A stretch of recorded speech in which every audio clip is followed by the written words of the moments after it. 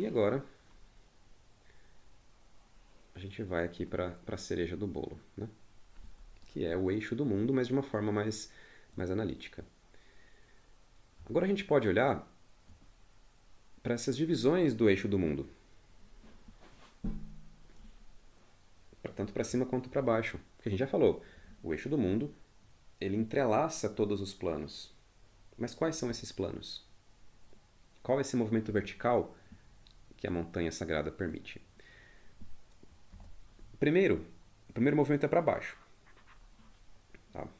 Então, primeiro a gente acessa os planos inferiores, para depois conseguir acesso aos céus.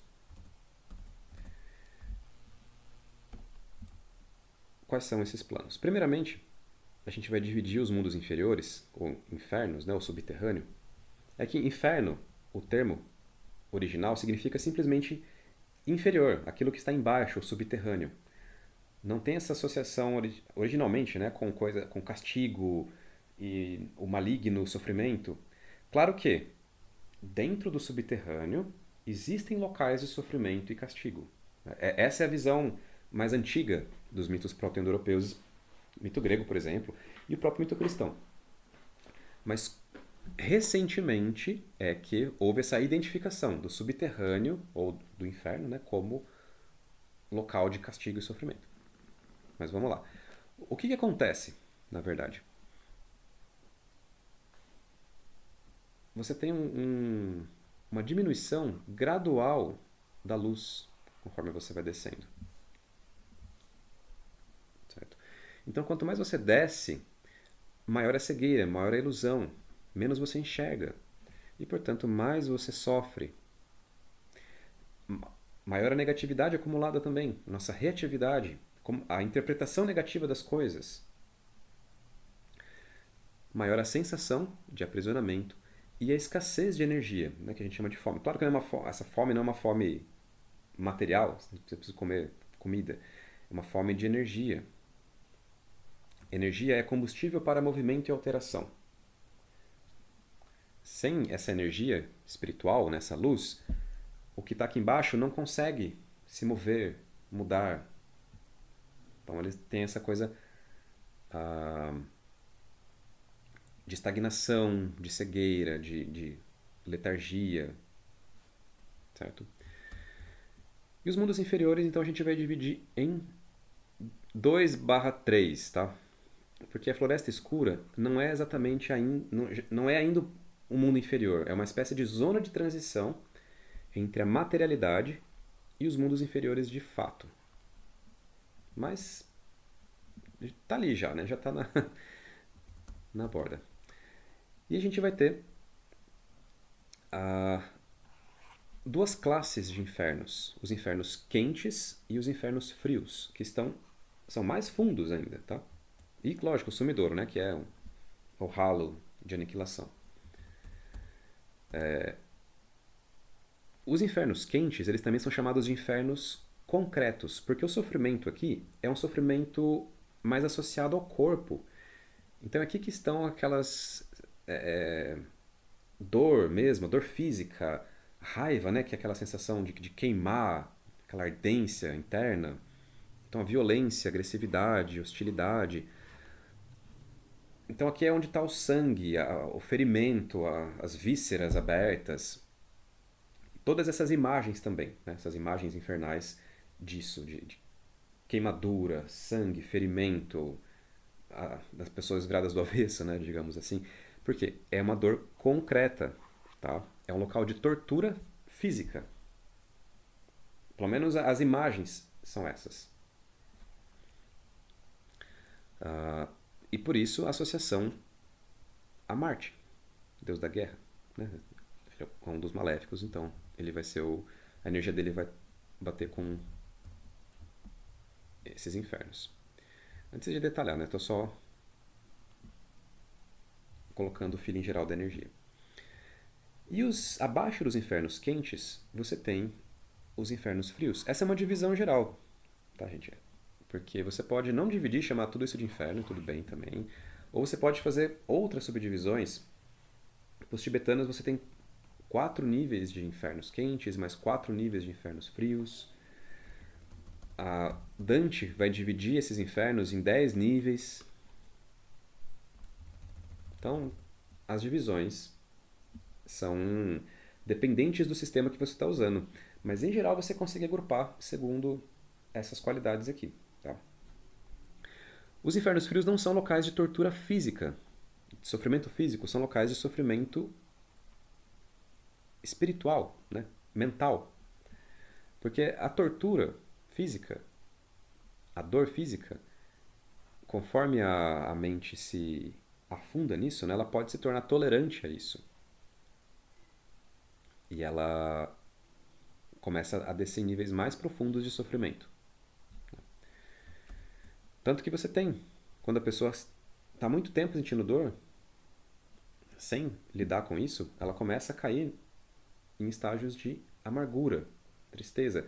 Não é tanto a dor, mas assim, é a constância da dor, é a cronicidade, né, da dor, que é o problema. Então, os infernos frios são locais de amargura, tristeza, ódio, por conta do sofrimento prolongado e essa sensação de aprisionamento, mais densa ainda. Até tem essa visão, né, de que você está descendo no subterrâneo, então a pressão da Terra em cima de você, da energia, ficando muito mais forte. Região regida por Saturno. Então, esses infernos também são chamados de infernos abstratos, onde o sofrimento é abstrato, está associado ao abstrato. Então, são sofrimentos conceituais. Por exemplo, e se eu estiver num universo onde Deus é mau? E se todo mundo me odiar? Todas as pessoas do mundo me odeiam. E se eu for...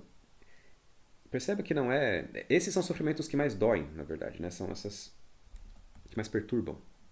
Eles são mais conceituais, até. Mas vamos lá. Começando na materialidade, que é o reino. Tem aqui. Paisagem bonitinha. E aí você encontra a passagem para o mundo inferior. O herói encontra na sua viagem. Essa passagem geralmente é um buraco embaixo de uma árvore. Ou uma entrada, uma caverna na montanha. Bom, exatamente o que a gente falou, né? Um buraco embaixo da árvore, o que é isso? A árvore dos mundos. Caverna da montanha sagrada. E quando ele desce para esse mundo inferior, ele vai se deparar com uma região, primeiro, uma região de escuridão e confusão. Ele não enxerga direito ali dentro, é um lugar desconhecido. Esse aqui seria o mundo dos mortos. E essa confusão / escuridão, ela geralmente é simbolizada de 3 formas. Ou como uma caverna, uma literal caverna, com seus túneis, meandros e câmaras, onde não enxerga direito, e tem o perigo de se perder ali, e monstros e tal. Guardada na mitologia grega por Cérbero, o cão de 3 cabeças. Né? Ou ela vai ser uma espécie de floresta sombria, também uma floresta escura, com seus galhos retorcidos, sem folhas, fria. Ou até um literal labirinto. Tá? De qualquer forma, tanto a floresta escura quanto a caverna são locais onde você não sabe para onde está indo, como um labirinto. Então, essa sensação de confusão, de não saber para onde está indo, de não saber do que se trata a vida, das decisões, que é típico dos primeiros estágios de depressão, inclusive, essa confusão, pode ser simbolizada por labirinto, caverna, floresta escura. Tá? Essa região, então, ela tem esse feeling de tristeza, depressão e confusão. Os primeiros estágios de confusão. Você passa, pela mitologia grega, por essa região na hora da morte, conduzida pelo barqueiro, e Mercúrio, ele é o único dos deuses com a permissão de atravessar esse mundo sem ser contaminado por ele, sem ficar preso ali, na verdade. Já que ele é o mensageiro, ele é o único que pode transitar por todos os mundos, todos os reinos, livremente.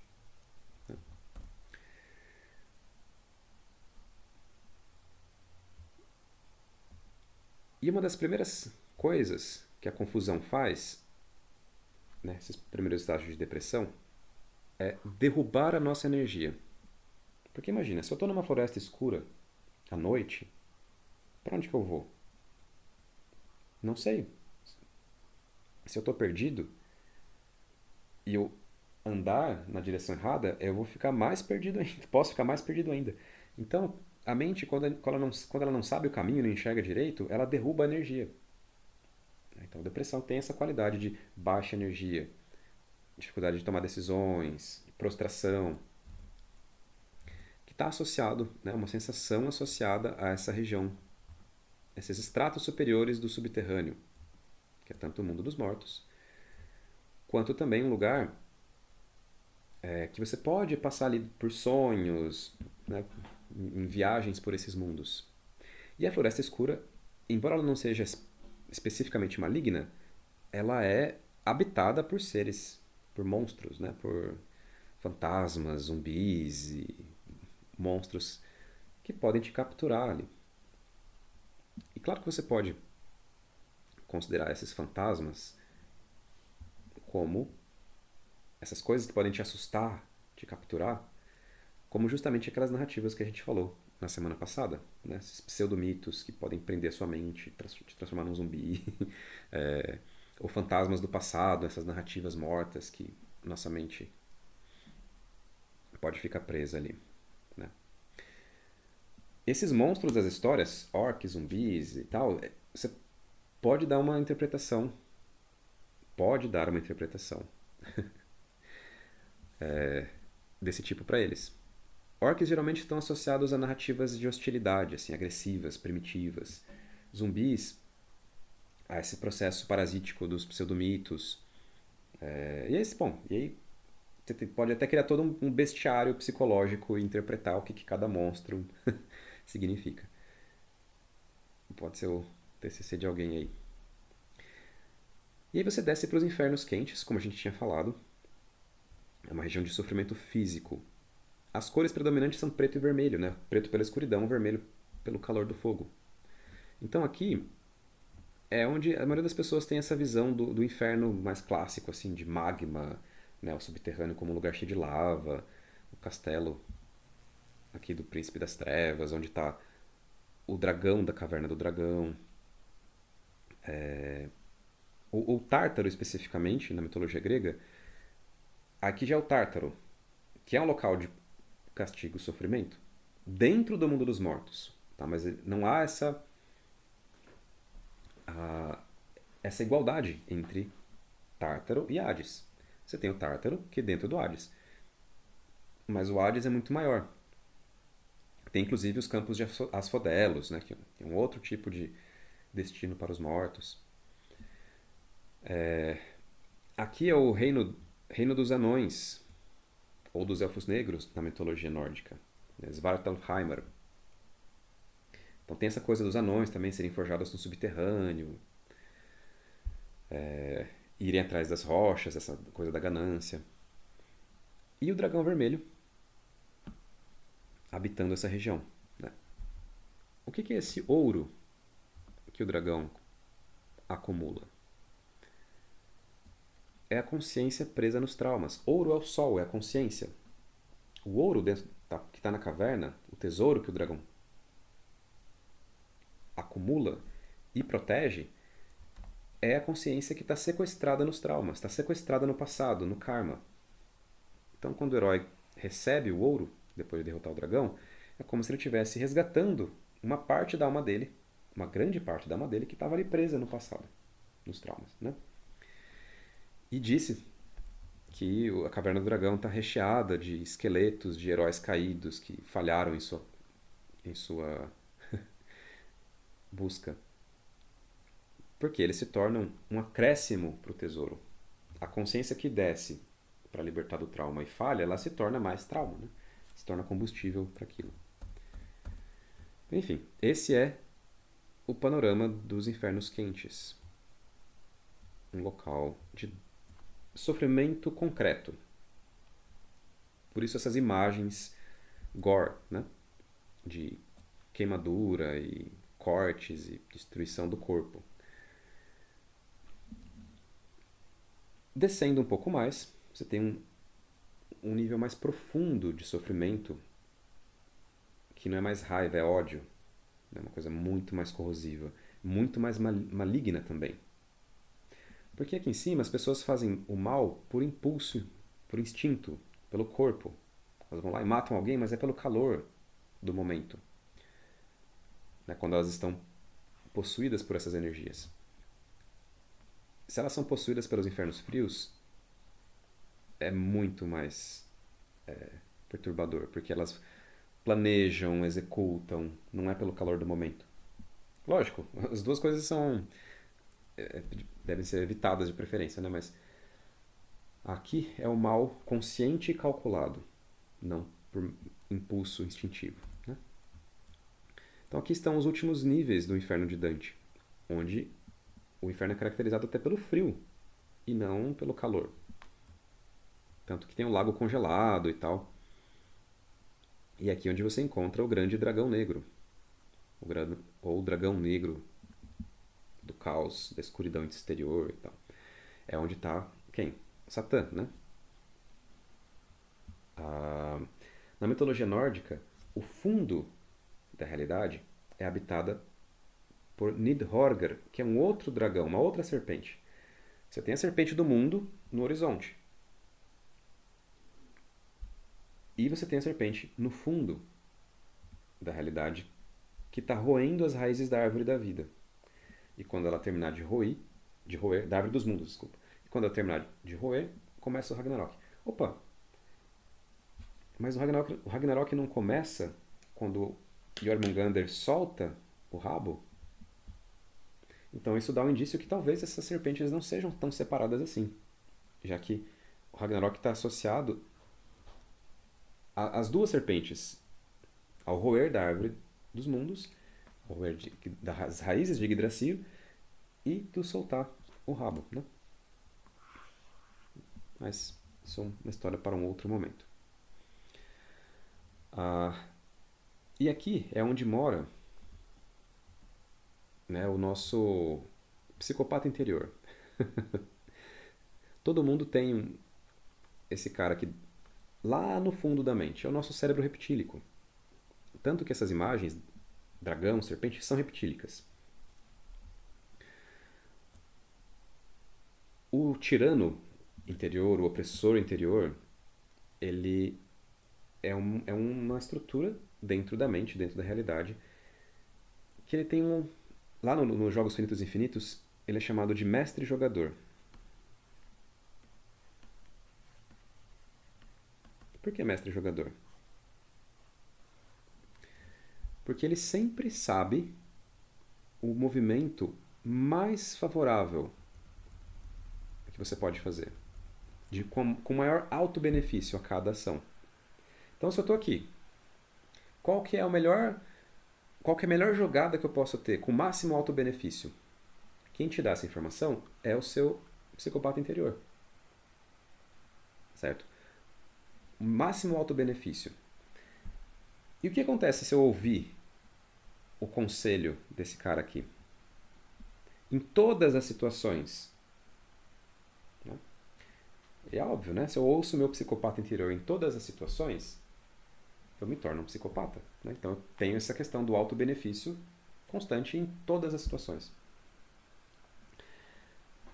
Não tem empatia, não tem emoções, é só simplesmente maximização do auto-benefício. E é isso. É uma simplificação da realidade como um jogo que você precisa vencer.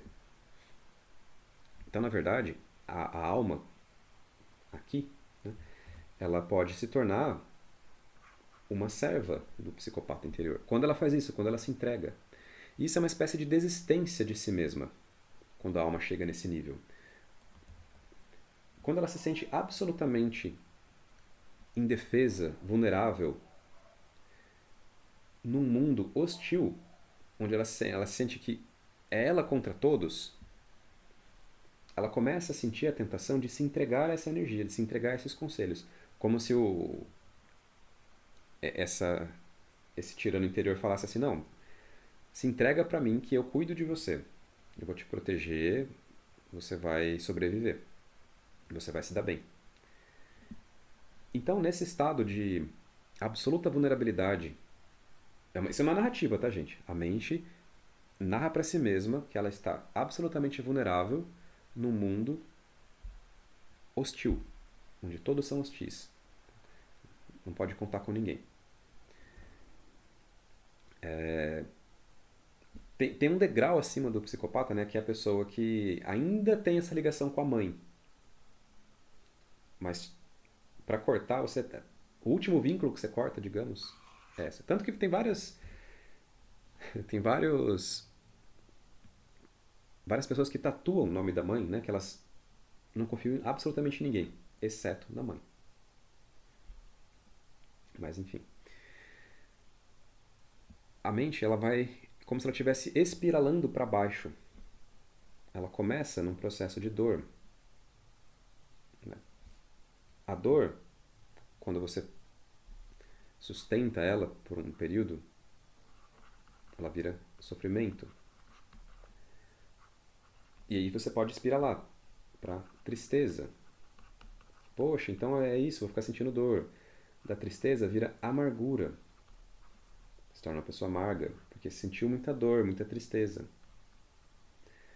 Se você cozinha, né, se a sua mente. É isso, a mente vai cozinhando numa emoção e ela pode cair para um degrau mais baixo. Então, se a mente cozinha na amargura por muito tempo, ela pode cair para um lugar de ressentimento. Ressentimento contra quem? Contra a existência, contra Deus?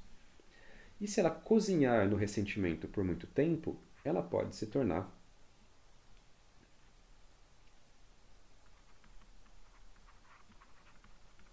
vingativa. Não a vingança contra uma pessoa que te fez mal, tal, que isso tá aqui também, né, mas é um nível menor. Essa vingança aqui, vingatividade, é uma vingatividade existencial. Você se torna o vilão da história. Porque a sua mente cozinhou em negatividade há muito tempo.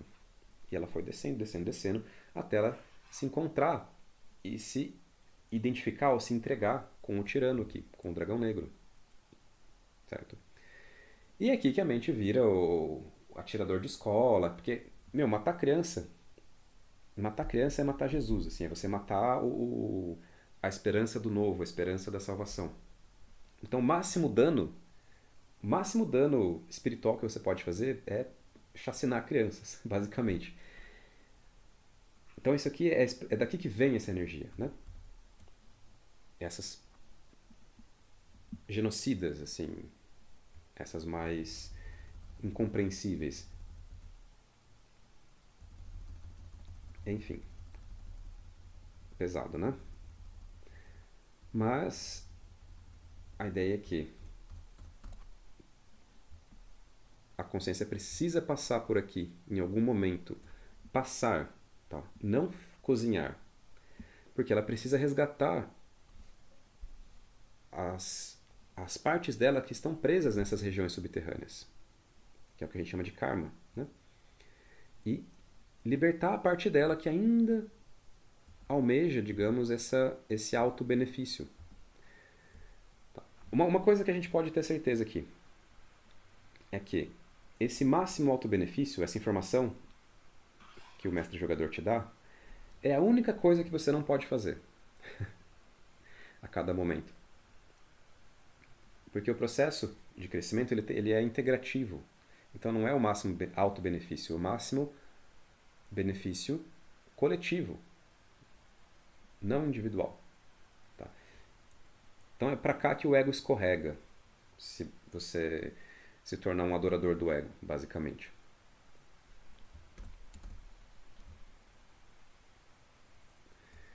Enfim, tá. E aí, estagnando nessa região, cozinhando, você vai se encaminhar cada vez mais para baixo, como se você estivesse sendo soterrado até pelo subterrâneo. E assim como tem as camadas geológicas que vão cobrindo umas às outras, conforme o tempo passa, se a alma não for resgatada, ela vai descendo aqui também. E ela vai chegar até o nadir, sumidouro, que é uma, opa,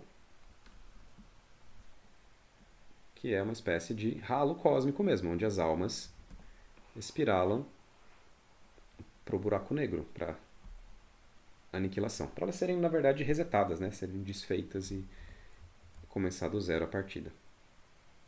Aliás, só para esse símbolo aqui é suástica, tá, gente? Nada de nazismo, por favor. Os nazistas sequestraram esse símbolo, mas ele é muito mais antigo. Ele é um símbolo de um vórtice, né?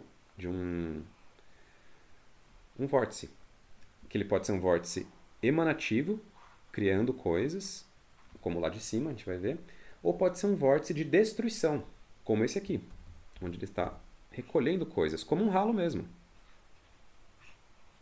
Esse é o símbolo. Então, pelo amor de Deus, não vamos confundir as coisas. Vamos ver como está de tempo. Tá. Hoje, então, a gente vai parar nos reinos, nos mundos inferiores. E na semana que vem a gente começa com os mundos superiores.